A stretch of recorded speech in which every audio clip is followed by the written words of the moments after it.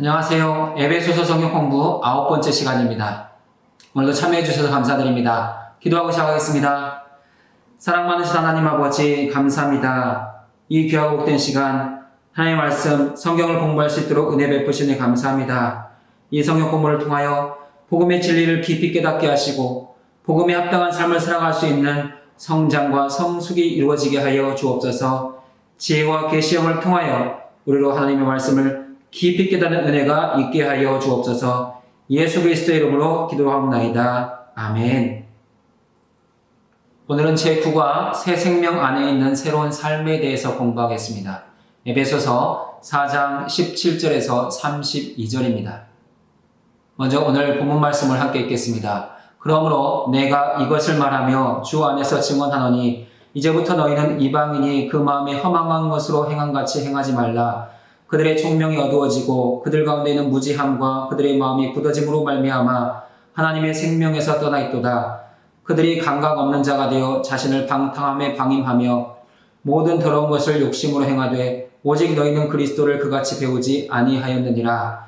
진리가 예수 안에 있는 것 같이 너희가 참으로 그에게서 듣고 또한 그 안에서 가르침을 받았을진데 너희는 유혹의 욕심을 따라 썩어져가는 구습을 따르는 옛사람을 벗어버리고 오직 너희의 심령이 새롭게 되어 하나님을 따라 의와 진리의 거룩하심으로 지으심을 받은 새 사람을 입으라. 그런즉 거짓을 버리고 각각 그 이웃과 더불어 참된 것을 말하라. 이는 우리가 서로 지체가 됨이라.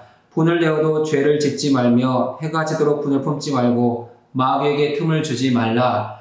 도둑질하는 자는 다시 도둑질하지 말고 돌이켜 가난한 자에게 구제할 수 있도록 자기의 손으로 수고하여 선한 일을 하라. 무릇 더러운 말은 너희 입 밖에도 내지 말고 오직 덕을 세우는 데 소용되는 대로 선한 말을 하여 듣는 자들에게 은혜를 끼치게 하라. 하나님의 성령을 근심하게 하지 말라. 그 안에서 너희가 구원의 날까지 인치심을 받았느니라. 너희는 모든 악독과 노함과 분냉과 떠드는 것과 비방하는 것을 모든 악의와 함께 버리고 서로 친절하게 하며 불쌍히 여기며 서로 용서하기를 하나님의 그리스도 안에서 너희를 용서하신 것 같이 하라. 아멘. 먼저 본문의 위치를 생각해 보겠습니다. 본문은 하나가 된 온전한 사람이 추구해야 될 새 사람의 삶의 모습입니다. 사도 바울은 1절부터 16절까지의 말씀에서 그리스도인이 이루어야 될 성숙의 목표에 대해서 말했습니다. 그리스도인은 그리스도의 장성한 분량까지 이루어야 합니다. 바울은 그리스도인들이 장성한 분량에 이르기 위해서 그리스도의 복음으로 한 몸을 이룬 교회 안에서 어떻게 성숙한 삶을 살아갈지를 말씀합니다. 세상 풍조를 따르지 않는 새로운 삶의 모습을 제시하고 그리스도인의 거룩을 추구하는 삶의 모습을 따라가도록 권면하고 있습니다. 우리는 국어 공부를 통해서 유혹의 욕심을 따르는 옛사람을 벗어버리고 의와 진리의 거룩함으로 살아가는 새 사람의 신앙 윤리를 배우게 될 것입니다. 다음으로 본문의 큰 그림을 그려보겠습니다. 본문은 크게 세 가지 내용으로 구분할 수 있습니다. 첫 번째 내용은 옛사람의 삶의 모습을 제시하고 두 번째 내용은 새 사람의 삶의 모습을 추구합니다. 그리고 세 번째 내용은 성령을 근심하게 하지 말라는 내용으로 전체 내용을 구성합니다. 17절부터 19절에서는 옛사람의 삶의 모습으로 허망한 마음과 삶의 모습을 보여줍니다. 그리고 그러한 삶이 하나님의 생명을 떠나 있다는 것, 그러한 삶은 자신을 방탕함에 내어두었던 방임의 삶이었다는 것을 가르쳐줍니다. 그리고 20절부터 24절에서는 새 사람의 삶의 모습으로서 그리스도 안에 배운 것을 그대에 행하라는 권면과 함께 옛사람을 벗어버리고 새 사람을 입으라는 권면을 주고 있습니다. 그리고 25절부터 32절에서는 성령을 근심하게 하지 않도록 거짓말을 버리고 참된 것을 말하도록 권면하면서 마귀에게 틈을 주지 않고 성령을 근심하게 하지 않으며 오히려 은혜를 끼치는 삶을 살아가라고 권면하고 있습니다. 그러면 묵상과 토론을 위해서 본문의 중요한 단어와 개념들을 먼저 정리해 보도록 하겠습니다. 17절에서 중요한 개념은 이것을 말하며 주 안에서 증언하노니입니다. 사도 바울은 에베소 교회 성도들을 권면하면서 말하며 증언하노니 이 언어적인 표현을 두 번이나 강조해서 표현하고 있습니다. 사도 바울이 이렇게 말하는 것은 사도 바울의 권면의 내용이 중요하고 긴박성을 띠기 때문입니다. 또한 사도 바울은 에베소 교회 성도들을 권면하면서 주 안에서라고 표현하고 있습니다. 사도 바울이 주 안에서라고 말하는 것은 바울의 권면이 자신의 권위에서 나오는 것이 아니라 주님이 부여하신 권위라는 것을 강조하기 위해서입니다. 그리스도의 주권의 영역 안에서 그리고 그리스도의 주권적 통치 아래에서 내가 여러분을 권면합니다. 나의 권면은 여러분이 반드시 따라야 될 책임과 의무가 있습니다. 라는 것을 강조하는 표현입니다. 17절의 중요한 또 하나의 단어는 이제부터입니다. 이제부터라는 단어는 이미 앞쪽에서도 한번 언급된 단어입니다. 2장에서 그때는 그러나 이제는 이라는 단어가 있었습니다. 이제부터는 허물과 죄에서 살게 된 때부터는 이라는 의미를 갖습니다. 본래 에베소 성도들은 이방인으로서 허물과 죄로 죽었던 자들이었습니다. 그러나 그리스도 예수 안에서 살리심을 받았습니다. 이제는 그리스도 예수로 말미암아 살아가는 너희는 그래서 이제는이 되는 것입니다. 또한 이제부터는 은혜와 영광을 깨달은 때부터라는 시점을 갖습니다. 이러한 의미를 받는 이제부터는 이전과 달라져야 될 삶의 결단을 촉구하는 강력한 부르심입니다. 그러면 우리가 그리스도 예수 안에서 이전과 달라진 것이 무엇이겠습니까? 크게 네 가지를 우리가 반드시 기억하고 있어야 합니다. 첫 번째는 우리의 영적인 신분입니다. 우리가 예수 그리스도를 만나기 전에는 우리는 죄인이었습니다. 그러나 이제 하나님의 자녀가 됩니다. 두 번째 달라지는 것은 우리의 영적인 지위입니다. 이전에는 사단 마귀에 속한 자였습니다. 하지만 이제부터는 하나님의 권속, 하나님의 가족으로 살아갑니다. 세 번째 달라진 것은 영적인 위상입니다. 이전에는 죄인이었습니다. 버림받은 자였습니다. 하지만 이제는 상속자가 된다는 것입니다. 네 번째 영적인 위치입니다. 이전에는 땅의 존재였고 지옥에서 영원히 멸망받을 존재였습니다. 하지만 이제부터는 그리스도와 함께 하늘에 앉히심을 받는, 그래서 주님의 영광을 얻는 그러한 존재가 되었다는 것입니다. 사랑하는 여러분의 삶이 그리스도 예수 안에서 이렇게 달라졌다는 것을 늘 기억하시면서 살아가실 수 있기를 바랍니다. 그것이 복음의 감격이고 기쁨입니다. 17절에서 우리가 또한 고려해야 될 단어는 마음의 허망함입니다. 우리 사람의 마음이 허망해지는 이유는 하나님과 끊어졌기 때문입니다. 하나님은 우리를 지으실 때 하나님으로 만족할 수 있도록 우리의 영혼을 지으셨습니다. 하지만 죄로 말미암아 우리가 하나님과 관계가 깨어졌을 때 우리는 하나님 없는 존재, 그래서 우리의 마음이 텅 비어있는 공허한 존재가 되었습니다. 그래서 마음이 허망해진 것입니다. 또한 마음이 허망하다는 것은 중생하지 못한 사람의 마음을 표현하는 것입니다. 예수 그리스도의 복음을 알지 못하고 받아들이지 않은 사람은 여전히 그 마음이 허망한 상태입니다. 사도 바울은 불신자들의 이러한 마음의 허망함을 표현하기 위해서 18절에서 마음이 허망해지는 네 단계를 설명하고 있습니다. 첫 번째 단계는 총명이 어두워짐입니다. 총명이 어두워지는 것은 우리의 죄로 말미암아 하나님의 영이 떠나는 순간을 말합니다. 하나님의 영, 성령이 사람에게 떠났을 때 사람들은 총명을 잃어버렸습니다. 그래서 하나님께서 하나님을 알만한 것들을 보여주셔도 깨닫지 못합니다. 그것이 무지입니다. 마음이 무지한 사람은 점점점 그 마음이 더 굳어져 갑니다. 그리고 완악해집니다. 하나님께서 여러 가지를 통해서 그 영혼을 두드리시고 부르시지만 도저히 그 마음이 열리지 않습니다. 그래서 결국은 하나님의 생명에서 떠나게 되는 것입니다. 그것이 영적인 죽음의 상태입니다. 우리 주변에 있는 수많은 사람들, 예수 그리스도를 그리스도로, 주님으로, 구주로 고백하지 않는 사람들은 이미 영적으로 죽은 상태입니다. 우리 사람의 마음, 인간의 마음은 본래 하나님의 계시를 인식하고 이해할 수 있도록 창조되었지만 타락한 후에 모든 것을 상실해버렸습니다. 총명을 잃게 되고 무지하고 마음이 굳어져서 결국은 하나님의 생명에서 떠나는 존재가 되었다는 것입니다. 그럼 마음이 허망해진 결과는 무엇일까요? 그것을 19절에서 세 가지로 설명합니다. 첫 번째는 감각 없는 자가 되었습니다. 감각 없는 자는 누구입니까? 죽은 사람입니다. 영적으로 죽은 사람은 하나님의 모든 은혜에 대해서 영적으로 무감각한 사람이 됩니다. 그리고 영적으로 죽어버리면 자신을 방탕함에 방임하기 시작합니다. 자신 행하는 모든 죄악된 것들이 죄인지를 깨닫지 못합니다. 죄의 달콤함과 그 짜릿함 속에서 계속해서 죄를 추구하고 죄 가운데 거하며 오만해져 갑니다. 그것은 결국 자기를 포기하는 삶의 모습입니다. 그리고 자기를 포기한 결과 모든 더러운 것을 욕심으로 행하게 됩니다. 그렇게 될 때 하나님도 그러한 사람들을 내버려 두십니다. 그것이 하나님의 방임입니다. 처음 시작은 우리 죄인된 사람들의 방임으로 시작합니다. 하지만 하나님은 그 사람들의 마음을 두드리시고 그들의 마음을 열려고 하시지만 그들이 끝까지 거절하고 완악해질 때 하나님 그들을 버려두신다고 말씀합니다. 그것이 가장 큰 무서운 징계입니다. 20절에서 중요한 단어는 오직 너희는입니다. 바울은 에베소 교회 성도들을 부를 때 오직 너희는, 오직이라는 단어를 사용하고 있습니다. 바울이 이렇게 오직이라는 단어를 쓰는 것은 복음의 유일성과 그리스도인과 불신자 사이의 구분을 이루기 위해서입니다. 에베소 교회 안에 있는 성도들은 하나님의 자녀입니다. 오직 너희만 그리스도 예수 안에서 하나님의 자녀가 됐다는 것을 강조하는 표현이라고 할 수 있습니다.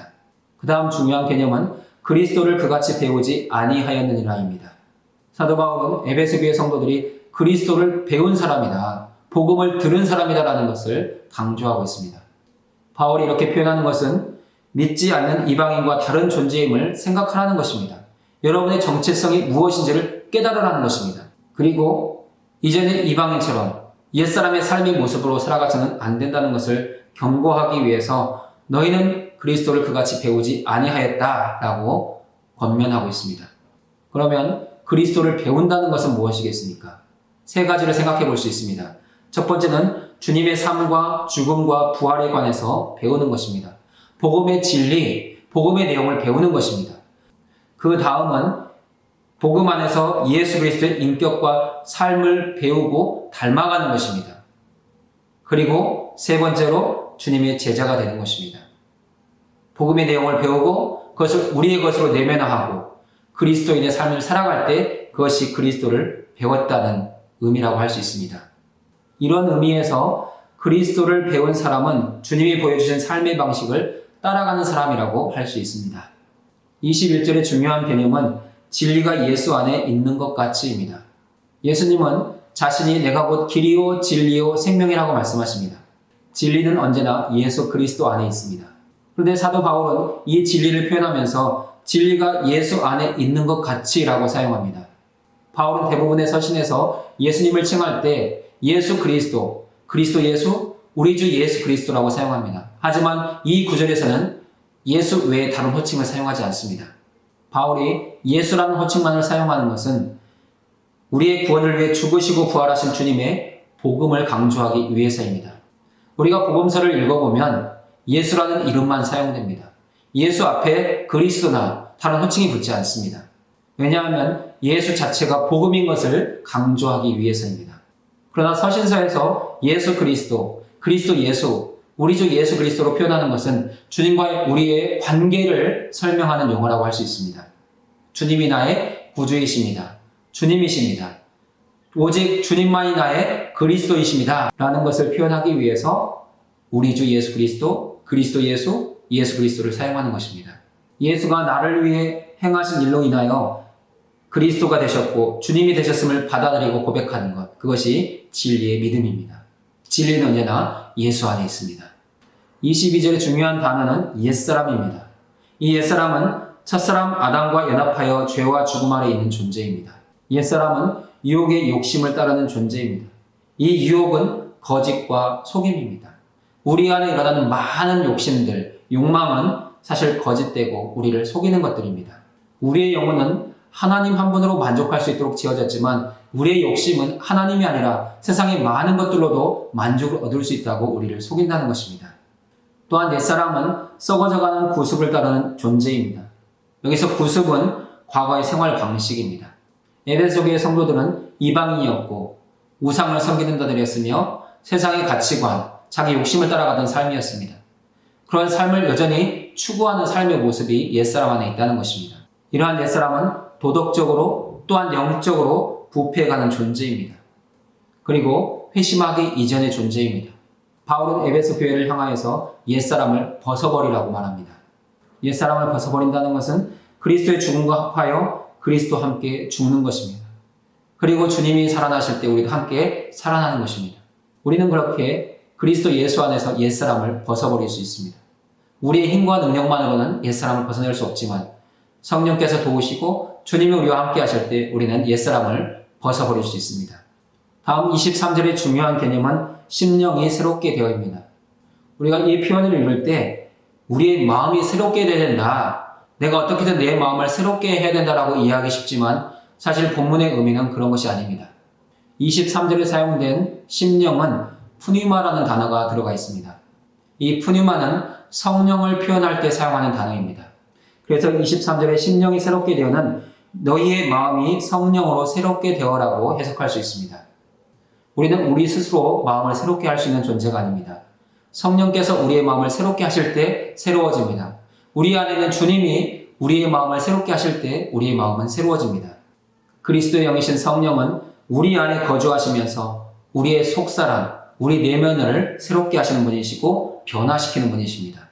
그래서 우리는 매일 성령으로 말미암아 우리의 마음이, 우리의 속사람이 새로워지기를 갈망하고 기도해야 될 필요가 있습니다.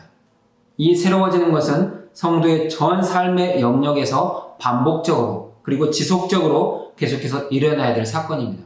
한번 새로워지는 것으로 그치는 것이 아니라 우리는 매일매일 시간시간 새로워져야 될 필요가 있습니다. 하지만 우리의 옛사람은 우리로 하여금 계속해서 유혹의 욕심을 따르고 썩어져가는 구습을 따르도록 끌어내리는 힘을 가지고 있습니다. 그래서 성령을 우리가 의지하여 매 시간 새롭게 하나님 앞으로 나가지 않는다면 우리는 심령이 새롭게 되지 않는다는 것입니다. 24절의 중요한 단어는 하나님을 따라입니다. 이 표현은 하나님의 형상을 따라라고도 해석할 수 있습니다. 하나님께서 태초에 자신의 형상을 따라 아담을 창조하신 것처럼 그리스도 예수 안에서 자기 형상을 따라 새로운 사람을 창조하셨습니다. 그것이 교회이며 성도입니다.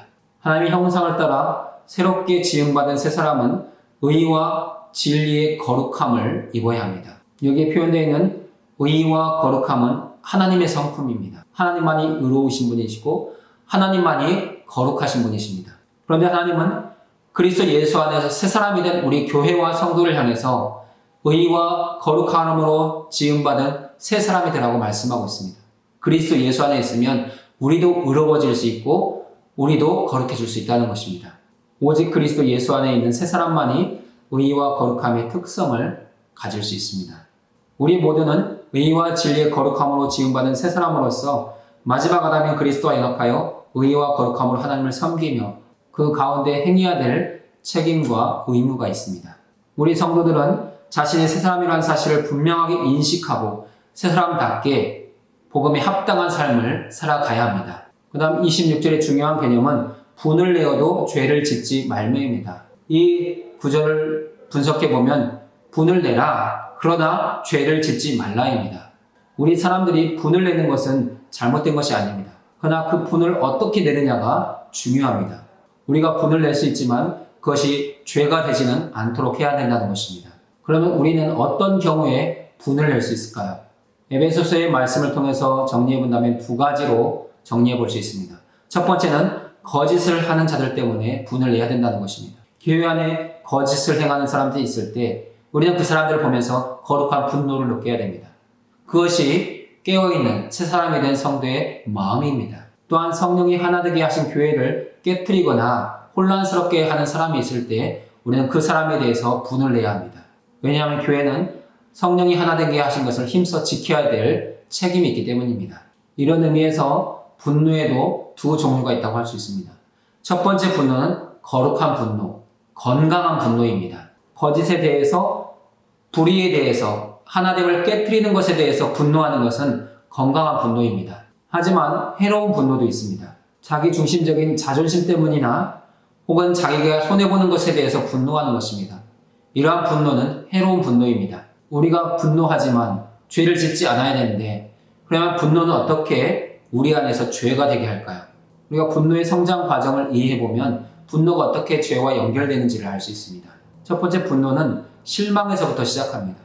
내가 원했던 일이나 기대했던 일이 이루어지지 않을 때 혹은 그 상황 속에서 우리는 실망하게 됩니다. 실망의 마음이 점점 커지면 분노, 화냄이 됩니다.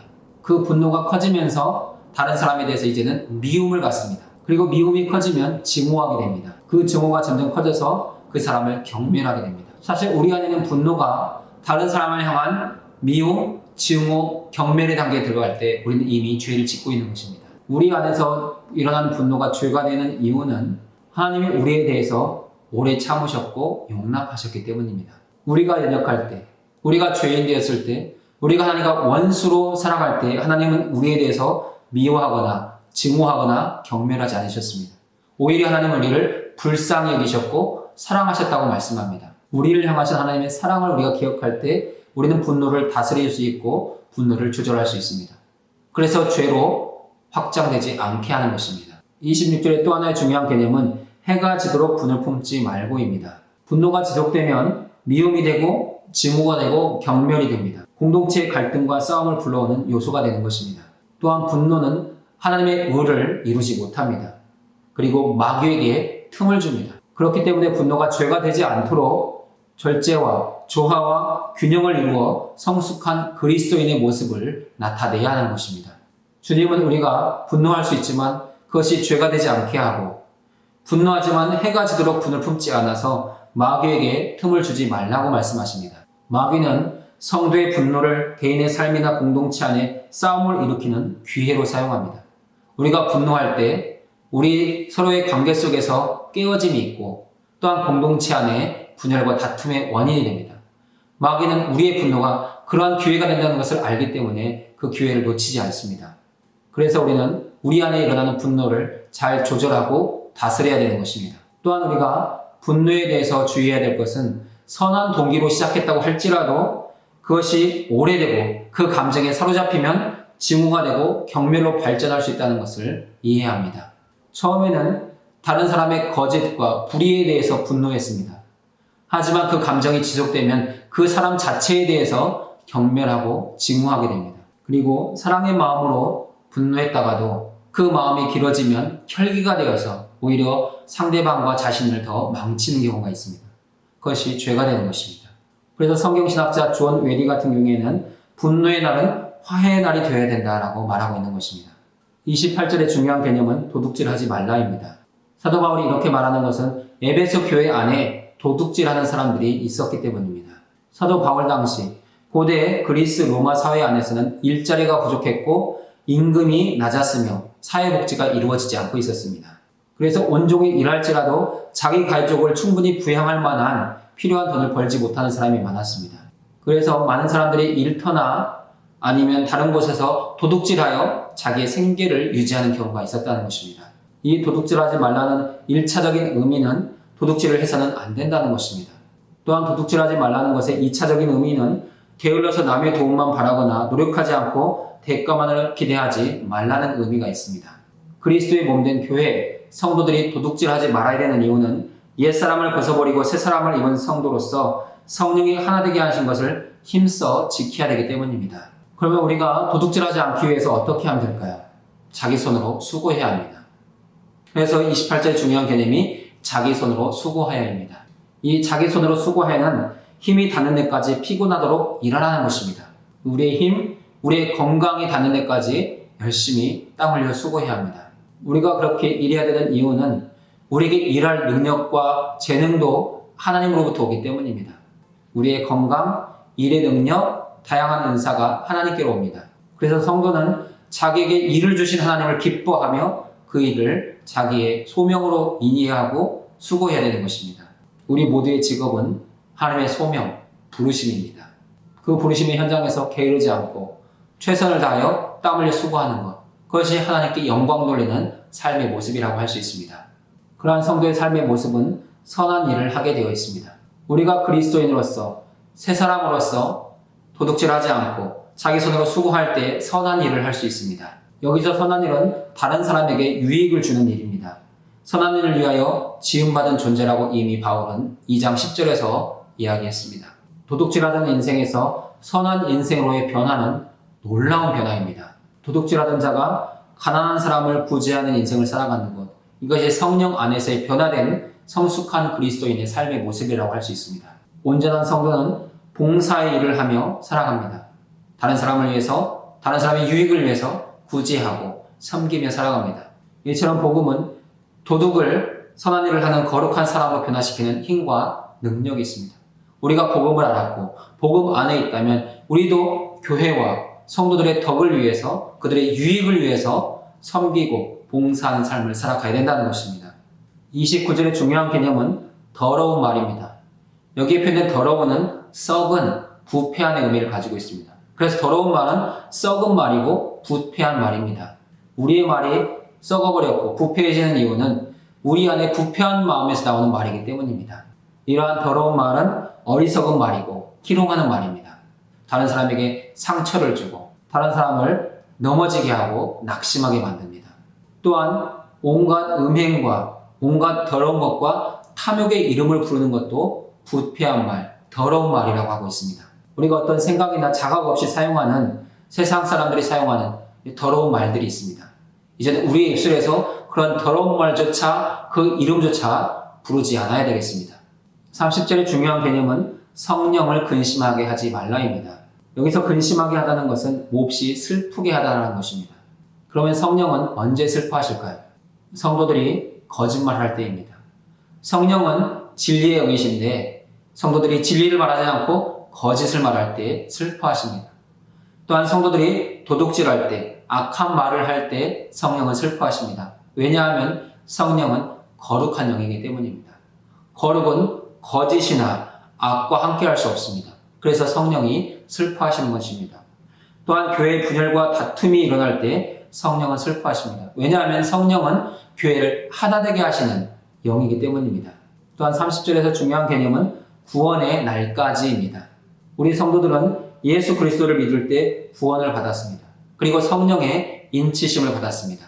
그러나 아직 구원을 완전히 이룬 것은 아닙니다. 우리는 구원의 날을 기다리고 있습니다. 우리의 완전한 구원은 미래에 이루어질 것입니다. 그것이 구원의 날입니다. 성령의 인치심 안에서 보호와 성장을 이루며 성화를 이루고 영화가 이루어지는 그날 우리는 기대하고 소망합니다.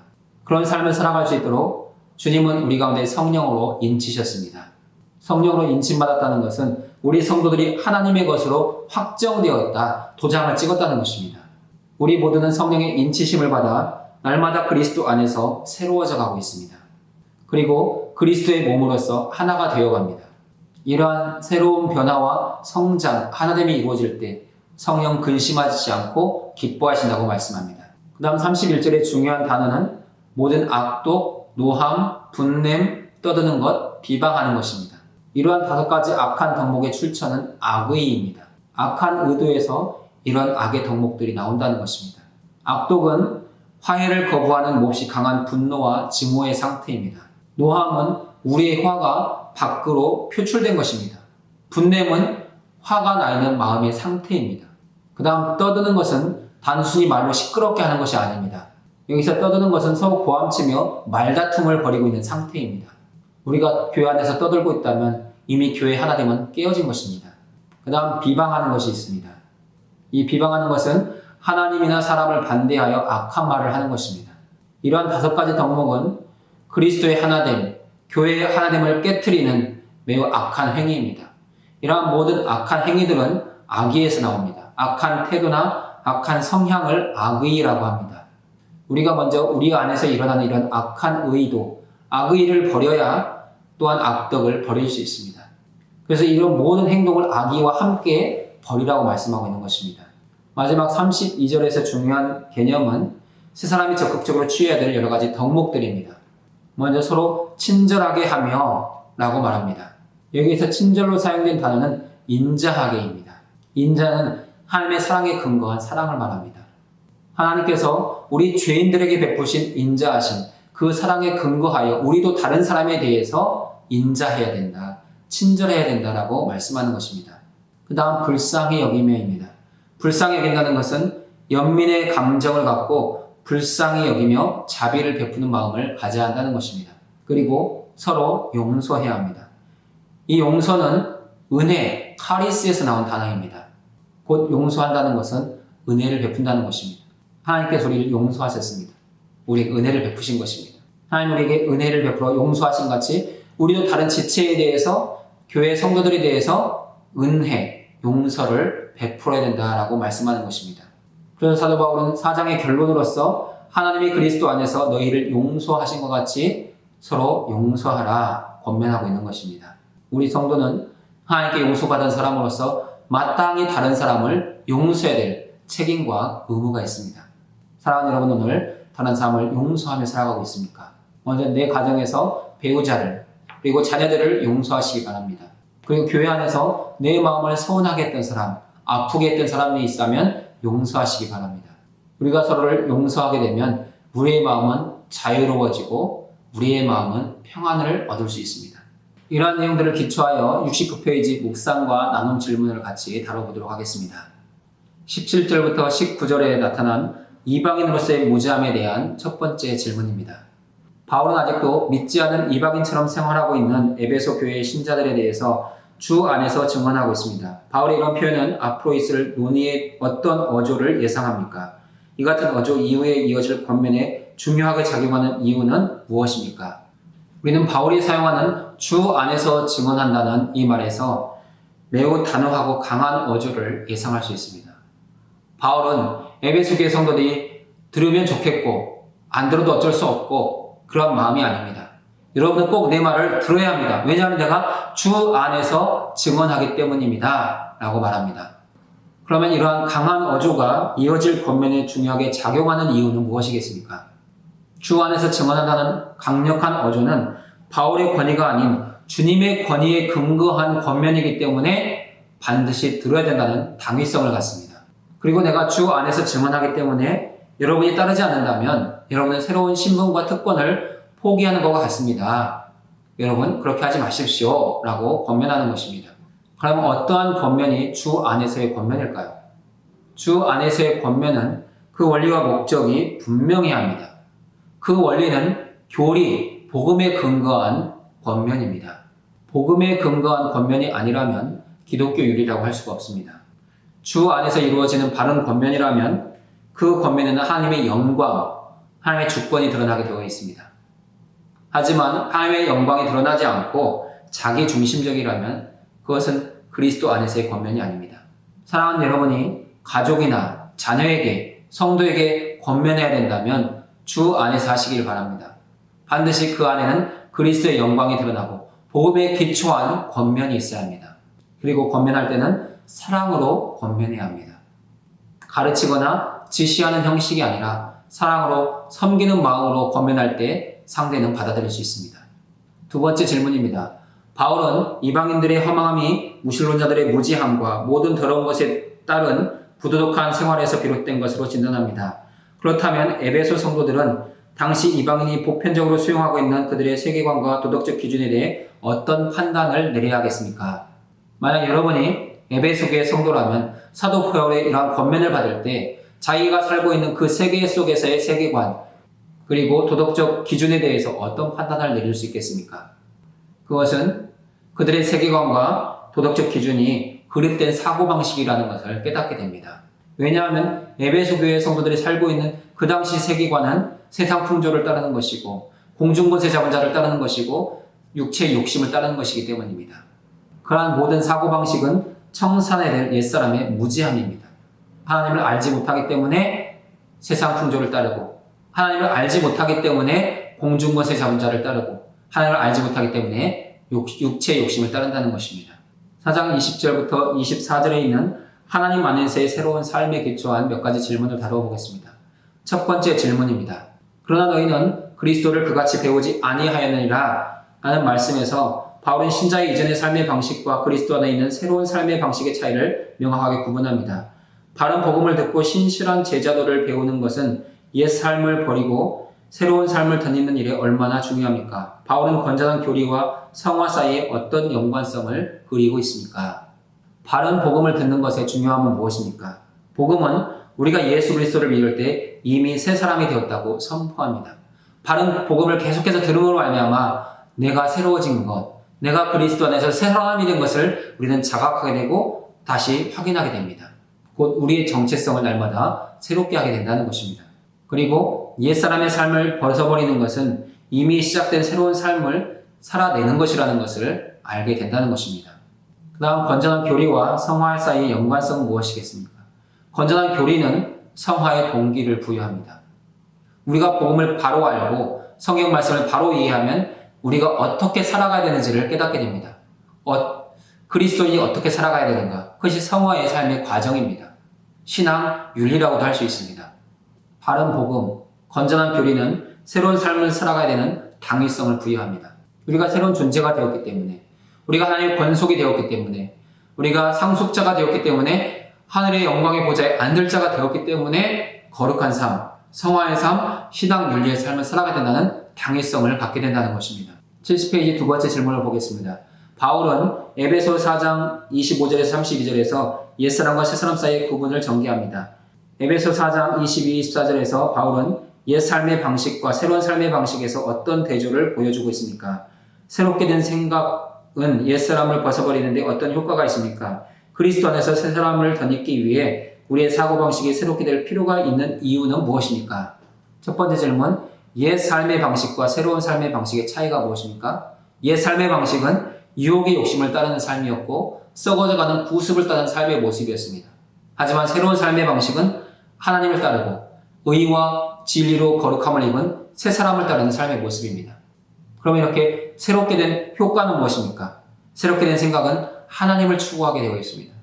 옛 사람은 땅의 것, 육신의 것을 추구했습니다. 하지만 새 사람은 하늘의 것, 하나님을 추구합니다. 그럼 마지막 질문, 우리의 사고방식이 매일 새롭게 될 필요가 있는 이유는 무엇입니까? 우리는 우리 자신이 하나님을 따라 창조된 새 사람이라는 인식을 가질 때 매일 새 사람답게 살아갈 수 있게 된다는 것입니다. 다음으로 4장 25절에서 32절까지 그리스도를 반영한 삶에 대한 몇 가지 질문을 같이 나누어 보겠습니다. 첫 번째 질문입니다. 바울은 신자들의 옛 삶의 방식에서 새로운 삶의 방식을 구분할 수 있는 실질적인 대조를 몇 가지 명령으로 사용합니다. 일반적으로 말해 신자들의 도덕성은 이 세상의 보편적인 이타주의나 구약 모세율법의 기준을 훨씬 뛰어넘습니다. 이는 그리스도 안에서 새로운 삶의 법칙이 형성되기 때문입니다. 몸의 지체라는 신자들의 새로운 신분이 사적인 관계에서 진리에 대한 새로워진 사고방식을 요구하는 이유는 무엇입니까? 우리가 서로 지체가 됨이라는 표현을 감안해 본다면 이방인들의 삶의 주관해 왔던 거짓 행실의 이면에는 어떤 동기가 있음을 예상할 수 있습니까? 먼저 몸의 지체라는 새로운 신분이 우리의 사적인 관계에서 진리에 대한 새로워진 사고방식을 요구하는 이유들을 두 가지만 정리해 보겠습니다. 첫 번째는 지체라는 의식은 옛사람의 삶의 방식으로 돌아가는 자기 자신을 지켜주기 때문입니다. 우리는 그리스도 예수 안에서 새 사람이 되었고 우리의 속사람은 새로워졌습니다. 하지만 여전히 육신 가운데 거하기 때문에 우리의 육신은 옛사람의 삶의 방식, 구습을 따르고 싶어하는 마음들이 있습니다. 하지만 우리가 그리스도의 몸을 이루는 교회의 지체라는 의식은 그러한 마음으로부터 우리를 지켜줍니다. 내가 교회인데, 내가 성도인데 옛사람의 삶의 모습으로 돌아갈 수 없다라고 우리를 지킨다는 것입니다. 또한 그리스도의 몸이라는 지체의식은 그리스도를 따르고 본받게 합니다. 그리스도는 교회의 머리입니다. 우리의 머리가 되신 분이 주님이십니다. 그래서 머리로부터 몸에 필요한 모든 것들을 지시받기 때문에 우리는 그리스도를 따르며 그리스도를 본받을 수 있습니다. 그러면 이방인들의 삶을 주관했던 거짓 행실의 이면에는 어떤 동기가 있을까요? 여기도 두 가지 정도 생각해 볼 수 있습니다. 첫 번째는 다른 사람들을 지체로 생각하지 않았다는 것입니다. 옛사람의 삶의 방식은 자기중심적입니다. 다른 사람은 없습니다. 다른 사람은 자신의 이익과 목적을 위한 수단이 될 뿐입니다. 그래서 옛사람의 삶의 방식은 무섭고도 두려운 것입니다. 71페이지 두 번째 질문을 나누어 보겠습니다. 신자들은 분노에 대해서 새로운 관점을 갖게 됩니다. 분노의 모든 방식이 다 수용될 수 있는 것이 아닙니다. 의로운 분노가 있고 부패한 형태의 분노도 있습니다. 그리스도인이 분노를 표출하다 보면 자칫 죄의 먹잇감이 될 수 있습니다. 어떤 경우에 그렇겠습니까? 분노를 재빨리 해소시키는 것은 하나님의 성품을 닮아가는 모습이 될 수 있습니다. 그 이유는 무엇입니까? 그리스도인의 삶에서 분노를 잘못 다루는 것이 어떤 측면에서 마귀에게 기회를 주는 모양새가 될 수 있겠습니까? 우리 안에서 일어나는 분노의 표출이 죄의 먹잇감이 되는 경우를 두 가지 정도 생각해 보겠습니다. 첫 번째는 분노를 표출하다 보면 처음 있었던 건강한 분노, 의로운 분노가 사라져버리고 이제는 악한 감정, 증오, 편견만 남을 때 그것이 죄의 먹잇감이 된다는 것입니다. 분명 우리는 의로운 분노, 거룩한 분노로 시작하지만 그 명분이 되어서 이제는 형식만 남을 때가 많습니다. 그러한 경우에 그 상황을 계속해서 이어가려고 하는 다른 사람들에 대해서 악한 감정, 분노를 받게 되고 증오하게 되고 편견에 휘말리게 된다는 것입니다. 또 하나 죄의 먹잇감이 되는 경우는 상대방이나 상황에 대해서 과도하게 분내는 경우입니다. 부모와 자녀의 관계를 생각해 보십시오. 부모가 자녀가 잘 되기를 바란 마음으로 사랑의 마음에서 분노를 하고 화를 냅니다.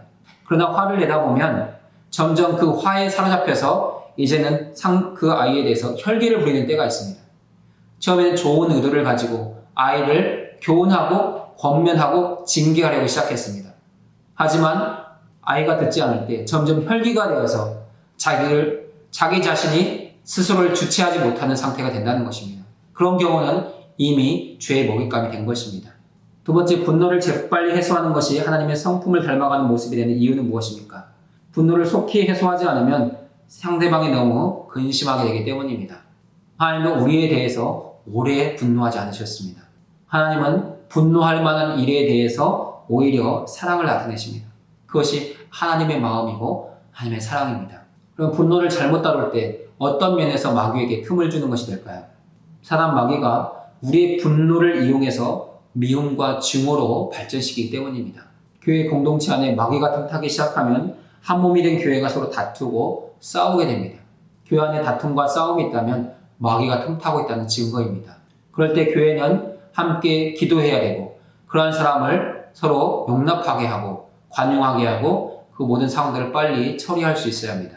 세 번째 질문입니다. 갱신된 사고방식은 그리스도인의 직업윤리와 언행에도 영향을 줄 수 있습니다. 그리스도인의 능력은 에베소 성도들의 일하는 습관에 어떤 새로움을 가져다 줍니까? 그리스도인들은 언어 생활에서 무엇을 버려야 하고 무엇을 덧입어야 합니까? 그리스도인의 언어 생활 가운데 어떤 요소가 특별히 복음의 역사를 드러낸다고 할 수 있습니까? 그리스도의 능력이 우리 성도들이 일하는 습관에 어떤 새로움을 줄 수 있을까요?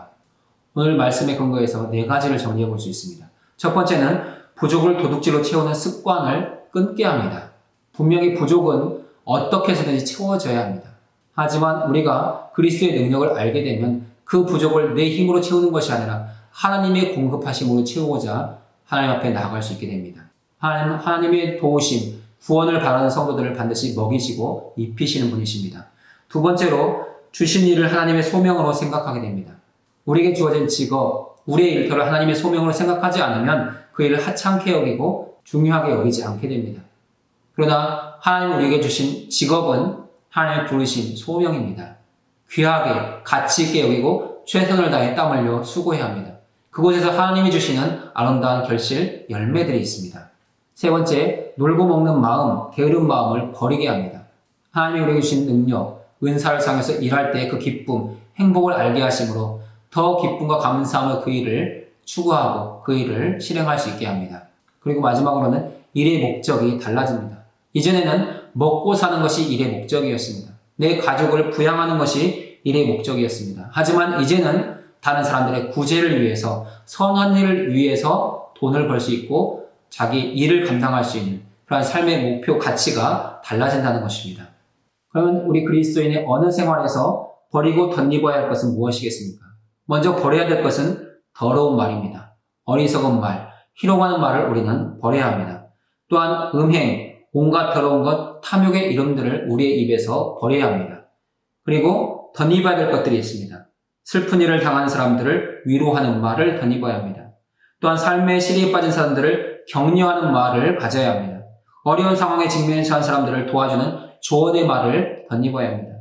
그리고 영적인 유익을 주는 복음의 말을 덧입어 우리 공동체 안에서 덕을 세우는 그런 삶을 살아갈 수 있어야 합니다. 그러면 우리 언어 생활 중 복음의 역사를 드러내는 중요한 요소는 무엇입니까?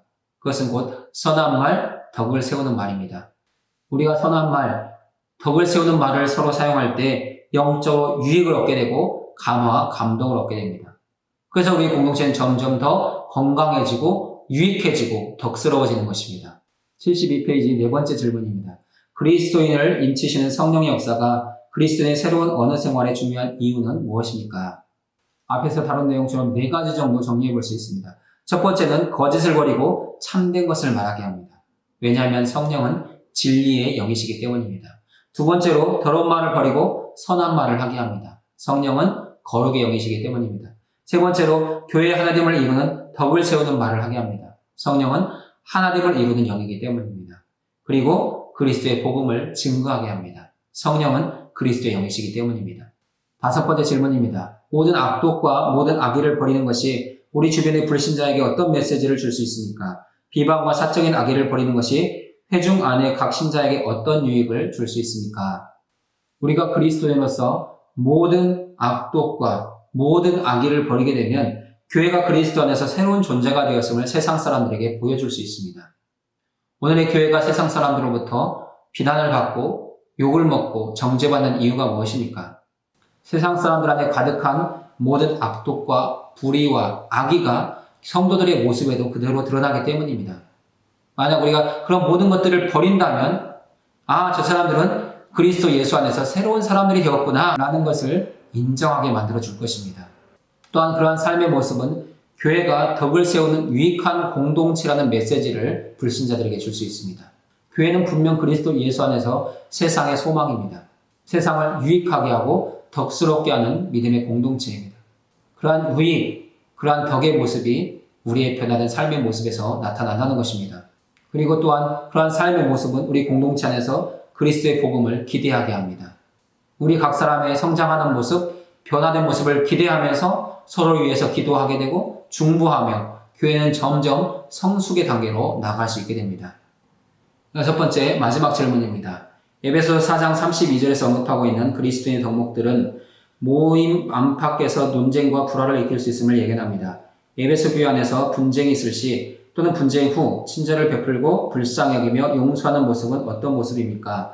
그리스도 안에서 발견되는 용서를 깊이 상고하게 되면 신자들 가운데 평안을 조성하고 사회 전반에서는 능력으로 복음을 증언하는 힘을 얻을 수 있습니다. 이것이 어떻게 가능한지 설명해 봅시다. 교회 안에서 친절을 베풀고 불쌍히 여기며 용서하는 모습은 어떤 모습이겠습니까? 하나님께서 우리에게 친절한 사랑을 베푸신 것처럼 우리도 서로 친절하게 서로 사랑하는 삶의 모습이 나타날 것입니다. 그리고 하나님께서 우리를 불쌍히 여기신 같이 우리도 서로를 불쌍히 여기는 삶의 모습이 나타나게 될 것입니다. 마지막으로 하나님께서 우리의 죄를 용서하신 것처럼 우리도 서로를 용서하는 모습, 곧 한 몸으로서 마땅히 행해야 될 복음에 합당한 삶의 모습이 우리 가운데 있게 될 것이고 그것이 그리스도의 장성한 분량의 모습으로 하나님께 인정받는 우리의 모습이 될 것입니다. 그러면 그리스도의 용서는 신자들 가운데 평안을 조성하고 복음을 증언하는 일을 하는데 어떻게 기능하겠습니까?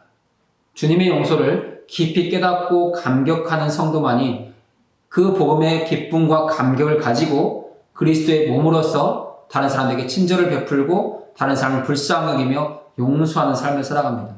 그 삶을 기초해서 그리스도의 몸으로서 하나됨을 이루고 복음을 증언하는 자리까지 나아갈 수 있게 됩니다. 우리가 교회 안에서 친절, 용서, 사랑을 받지 못하면 세상 어디에서도 그것을 경험할 수 없습니다. 교회 안에서 그런 것을 경험할 때 교회 안에서 친절과 사랑과 용서와 불쌍히 여김을 경험할 때 우리는 세상에 나가 담대하게 그 사랑의 증거자들이 될 수 있다는 것입니다. 우리는 모두 그리스도의 몸을 이루고 있습니다. 교회 안에서 서로 더 친절하실 수 있길 바랍니다. 서로 불쌍히 여기실 수 있길 바랍니다. 그리고 서로 용서하실 수 있길 바랍니다. 그런 용서와 친절과 사랑과 불쌍히 여김을 받을 때 우리는 위로받게 되고 온전해지며 우리는 담대해져서 세상에 나가 복음의 증인으로서의 삶을 살아갈 수 있게 됩니다. 그 은혜가 날마다 우리 가운데 함께 했으면 좋겠습니다. 이러한 내용들을 토대로 해서 73페이지에 있는 복음 메시지, 성경 신앙 메시지, 조직 신앙 메시지를 정리해 보겠습니다. 복음 신앙 메시지 첫 번째 내용은 하나님에 대한 무지입니다. 불신자들은 죄악으로 말미암아 그 눈이 가려져 있기 때문에 하나님의 거룩하심을 볼 수 없습니다. 모든 피조물 안에는 하나님을 알만한 것들이 있지만 그 마음이 무지하고 둔해져서 하나님의 생명에서 떠나 있기 때문에 그들은 스스로 그 하나님을 알 수 없습니다. 오직 그리스도의 복음만이 우리의 무지를 제거하고 하나님을 인식하게 하고 하나님을 이해하고 받아들이게 합니다. 복음 안에서 그리스도의 진리가 선포될 때 우리의 무지는 제거되고 하나님의 능력으로 우리는 복음을 경험할 수 있습니다. 두 번째 복음 메시지는 그리스도인의 새로운 삶입니다. 모든 그리스도인은 이전의 삶의 방식과 다른 새로운 삶의 방식을 따라가게 됩니다. 그렇게 될 수밖에 없는 이유는 그리스도께서 성도들의 심령 안에 내주하시고 성령이 역사하시기 때문입니다. 그리스도의 내주와 성령의 역사하심으로 신뢰할 만한 모습이 나타납니다. 분노가 조절되고 건전한 직업 윤리를 갖게 되고 성숙한 언어 생활이 나타나며 갈등 해결 능력이 생기게 됩니다. 그것이 그리스도인의 새로운 삶의 모습입니다. 그렇게 날마다 하나님의 형상과 거룩하심을 덧입으며 한 걸음 한 걸음 하나님께서 원하시는 그 성화를 이루고 영화의 단계까지 나아갈 수 있습니다. 성경신학 메시지에는 두 가지가 있습니다.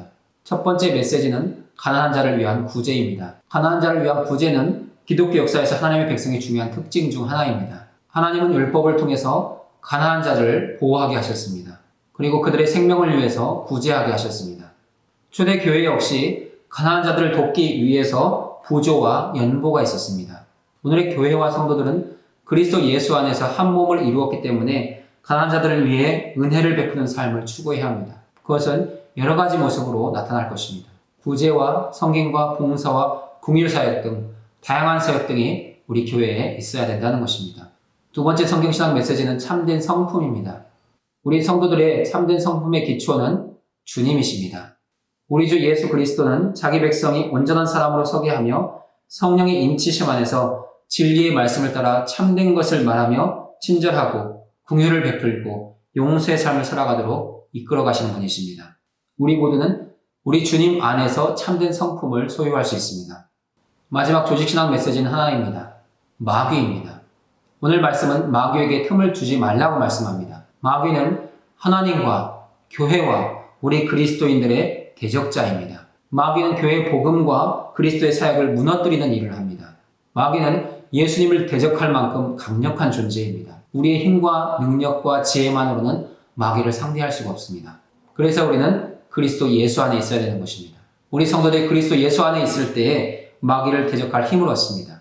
예수의 이름, 예수 그리스도의 보혈을 선포하며 마귀를 대적할 때 마귀는 떠나게 되어 있습니다. 그리스도의 은혜, 그리스도의 복음에 기초하여 날마다 예수의 이름으로 사단 마귀에게 틈을 주지 않고 승리하는 우리 모두가 될 수 있길 바랍니다. 오늘도 이렇게 많은 내용을 함께 공부하느라고 수고하셨습니다. 다음 주에는 식과 사랑 안에서 행하는 새로운 삶을 공부할 것입니다. 에베소서 5장 1절부터 14절 읽어보시고 묵상과 나눔 질문에 답을 한번 적어보시기 바랍니다. 기도하고 마치겠습니다. 좋으신 하나님 아버지 감사합니다. 이 귀한 시간 에베소서의 말씀을 통해 우리가 온전히 하나 된 교회로서 어떤 삶을 살아가야 될지를 깨닫게 하시니 감사합니다. 하나님, 우리 안에 있는 옛사람의 모습을 벗어버리게 하시고 새 사람을 추구할 수 있도록 인도하여 주옵소서. 성령을 근심하게 하지 않고 참된 것을 말하며 마귀에게 틈을 주지 않고 은혜와 덕을 끼치는 우리 모두가 될 수 있도록 인도하여 주옵소서. 그래서 우리가 건강한 교회의 일원으로서 하나님의 복음을 누리고 그 복음을 통하여 세상에 유익을 끼치는 복된 인생을 살 수 있도록 함께하여 주옵소서. 존귀하신 예수님의 이름으로 기도드립니다. 아멘. 수고하셨습니다.